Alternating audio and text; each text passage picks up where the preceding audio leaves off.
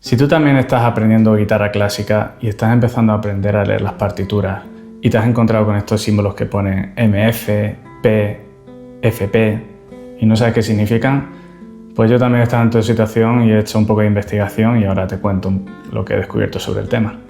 Hola, soy William y soy un aprendiz de guitarra clásica y en estos vídeos me gusta documentar lo que voy aprendiendo mientras aprendo guitarra clásica. Y en este vídeo pues os voy a contar lo que he aprendido acerca de estos símbolos que vienen a ser la dinámica en la guitarra clásica. ¿Y qué es la dinámica? Pues es una de las partes más importantes de la expresión en la guitarra. Concretamente es la variación entre la intensidad o el volumen de esa parte que estés tocando. Pues empecemos con un poco de historia. A finales del siglo XVII y a principios del XVIII, las obras más importantes de música clásica provenían de lo que es hoy la actual Italia. En esta época fue cuando se compusieron las grandes obras tanto de Monteverdi como de Vivaldi. Y entonces digamos que Italia exportó esta música al resto de Europa. En aquella época, como sabemos, no se podía grabar la música, tampoco se podía ir a Spotify y escuchar una obra para saber cómo sonaba.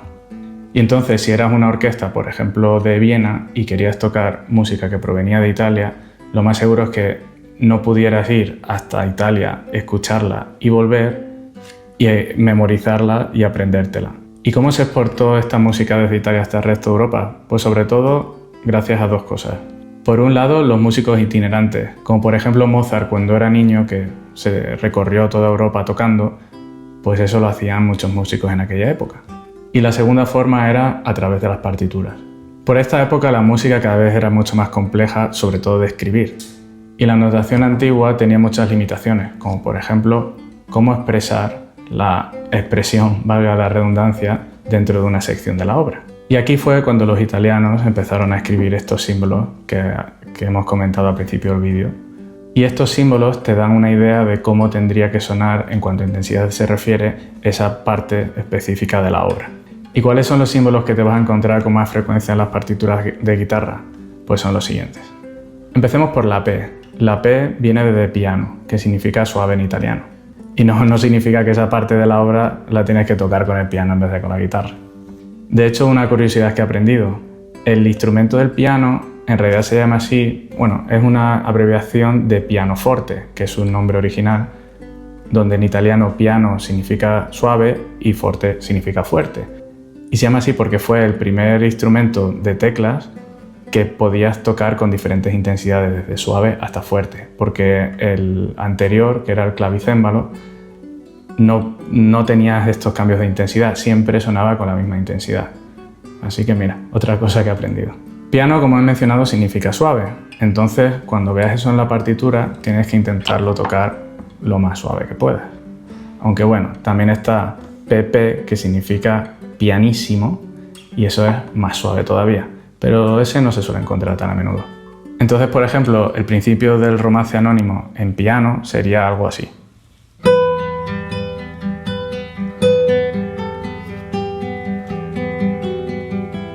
Es decir, ejerciendo una fuerza muy suave en las cuerdas. El siguiente más común que te puedes encontrar es la F, que significa forte, o sea, fuerte en italiano.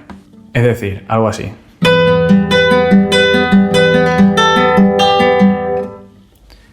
Si te fijas, no he cambiado la velocidad en ningún momento, solo he cambiado la intensidad con la que estoy tocando. Y luego están los símbolos que son la F y la P, pero con una M delante, que por ejemplo MP sería mezzo piano y MP sería mezzo forte, donde mezzo significa medio más o menos. Es decir, mezzo piano es medio suave y mezzo forte es medio fuerte. Y luego pues obviamente también tenemos FF, que sería fortísimo, que eso ya sería pues tocar lo más fuerte que puedas básicamente. Cada vez que veas estos símbolos tienes que tener en cuenta que se aplican hasta que o se termine la obra o hasta que vuelva a aparecer otro símbolo. Muchas veces al principio pone sempre MF, por ejemplo, que quiere decir que siempre lo tienes que tocar medio fuerte, o sea, mezzo forte. Pero si ves una parte que pone una P y luego después de 3 compases pone una F, pues quiere decir que al principio va suave y luego pues va fuerte. Pero también te puedes encontrar este otro símbolo que yo cada vez que lo he visto, pues sí, es muy intuitivo, pero tampoco sabía muy bien a qué se refería. Y son los símbolos de crescendo y decrescendo, o sea, creciendo y decreciendo. Muchas veces en vez de ver una P y luego una F, pues vas a ver este símbolo que es como un símbolo de menor a mayor, que lo que quiere decir es que gradualmente, a medida que vas tocando las notas, pues esa intensidad va subiendo, que sería algo así.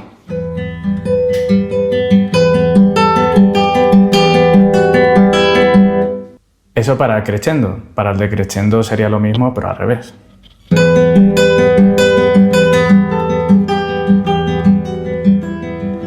Y también lo puedes encontrar escrito como cresc o decresc, creo, no me acuerdo ahora. Pero vamos, las abreviaciones de crescendo, decrescendo.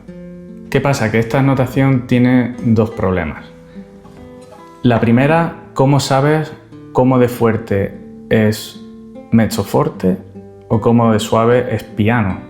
Al final es una notación relativa. A lo mejor mis dedos no tienen tantas fuerzas como los de otro guitarrista y para mí lo que es mezzo forte, para él es piano. Entonces al final es una forma relativa u orientativa para ayudarte a cambiar esa expresividad dentro de la obra. No tanto que si pone forte tiene que llegar a cierto volumen y si pone piano no te puedes pasar de ese volumen. Y luego el segundo problema que le veo yo es que hoy en día no es tan necesario porque ya puedes escuchar las obras antes de tocarlas. Aunque a mí sí que me gusta muchas veces coger una partitura de una obra que no he escuchado nunca e intentar descifrarla a medida que la voy leyendo. Y entonces ahí, claro, esas notaciones pues me ayudan mucho a cambiar esa intensidad. Pero ¿qué pasa? Que para mí esto es muy difícil de hacer. Y de hecho yo creo que los mejores guitarristas son aquellos que son capaces de dominar estos cambios en intensidad. Yo desde luego, de momento, no llego a ese nivel ni de lejos, pero cada vez que puedo intento practicar eso, porque sí que es verdad que eso requiere un dominio y un control de la mano derecha brutal. O sea, espectacular cada vez que veo yo a un guitarrista que es capaz de cambiar así de dinámica, o sea, bravo. Y hasta aquí el vídeo de hoy. Espero que te haya resultado útil y nada, en lo siguiente seguiré compartiendo lo que vaya aprendiendo, tanto de notación musical como de curiosidades históricas. Así que suscríbete si quieres ver más. Y nada, muchas gracias por verlo y nos vemos en el siguiente.